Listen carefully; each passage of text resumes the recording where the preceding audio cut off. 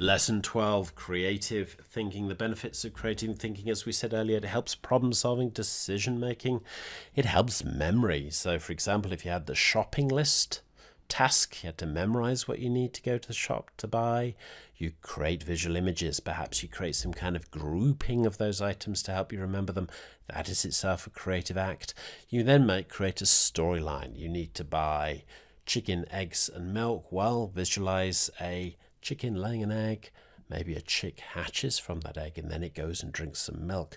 So creating that kind of bizarre, unusual, or unexpected storyline helps you remember those items, and that is itself a creative act. Now, of course, the value of new ideas is absolutely enormous. Everything you might value about modernity or culture is a product of the mind. So whether it's literature or music or science, technology, computing, the internet, whatever it is, somebody had to have the creative insight to make the breakthrough to create that benefit. So the value of creative thinking is enormous, almost unlimited, and it's hard to overstate the benefits of improving your creativity. A quick reminder about the model on which this course is based. We're now on the fourth letter of our tag. So we've looked at absorbing or acquiring knowledge, testing knowledge, applying knowledge. We're now looking at growing your capabilities over the long term, and also adding to knowledge through things like creativity.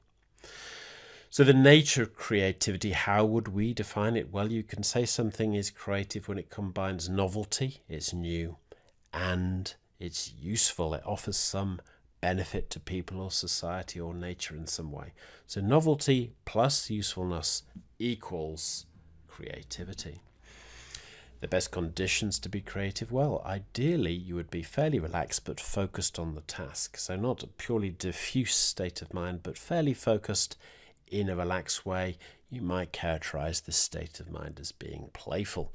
So people tend to be a bit more creative when they're lying down or when they're looking at rich vegetation, because it tends to be quite relaxing, for example. Maybe when you're out with friends, you're having a drink, what have you, you might be that little bit more creative in that relaxed state. Now, the very good news is that creativity is trainable. It might be that some of your creativity has been crushed somewhat by whatever education system has nurtured you over time. Don't worry, the creativity you almost certainly had as a child can be reinvigorated with practice, with creativity training. So creativity is all about recombination. Creativity comes from old things combined in a new way.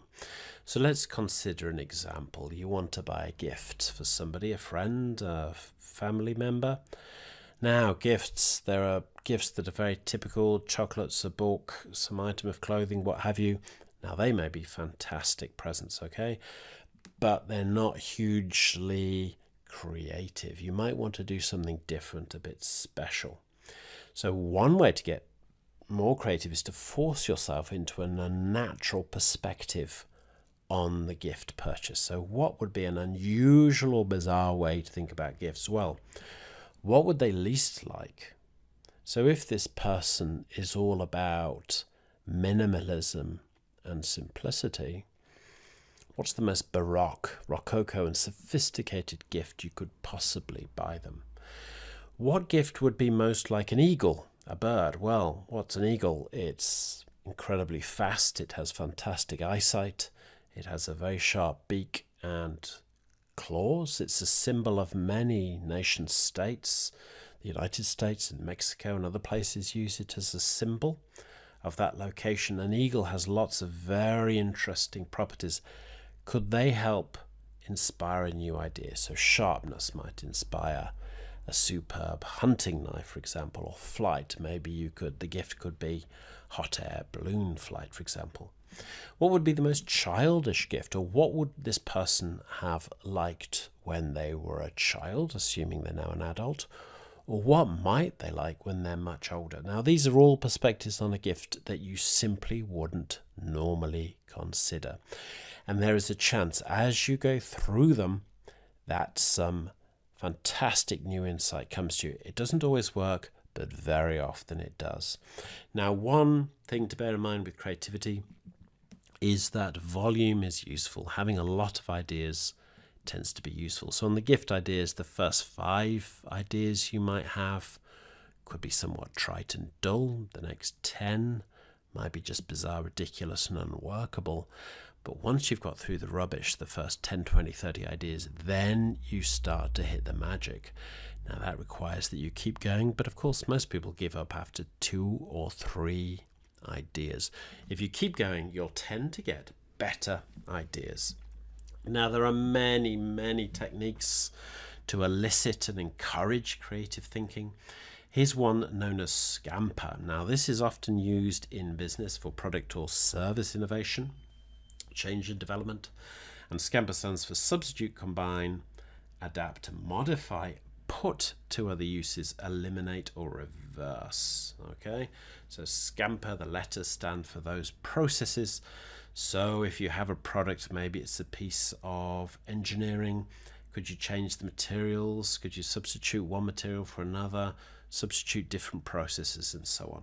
So you go through the product or service and you apply these ways of changing or modifying it.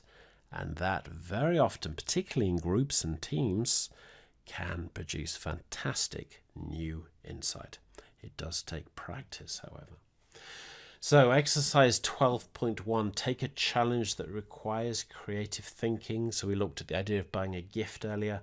Maybe it's something to do with new product development. Maybe you'd like to explore new ways to make money at work or otherwise. Now apply a creativity technique to that challenge. So you might want to force a new perspective. So think about how the idea relates to an animal or just something very bizarre. I'll leave it to you. You might want to try the Scamper methodology. And then as you apply the creative techniques, just keep going. So don't produce 2, 5, 10 ideas. Go for more like 20 or 30 or more. Keep going, go fast, be playful, be relaxed about it. You then have a very good chance of gaining a new insight. Reflect on what went well with your creativity, what was challenging, and then how might you improve in the future. Lesson 12 summary. The value of creative ideas can be absolutely enormous. This stuff really should be taught in schools and universities. Sadly, it very rarely is. Creativity is highly trainable. We've got good evidence that if you use and apply these techniques over time, you get much better, which is a wonderful thing. Simple techniques are very effective. There are sophisticated techniques you can look up, but the very simple techniques work, but only if you practice them over time. In the next lesson, we look at combining different types of knowledge.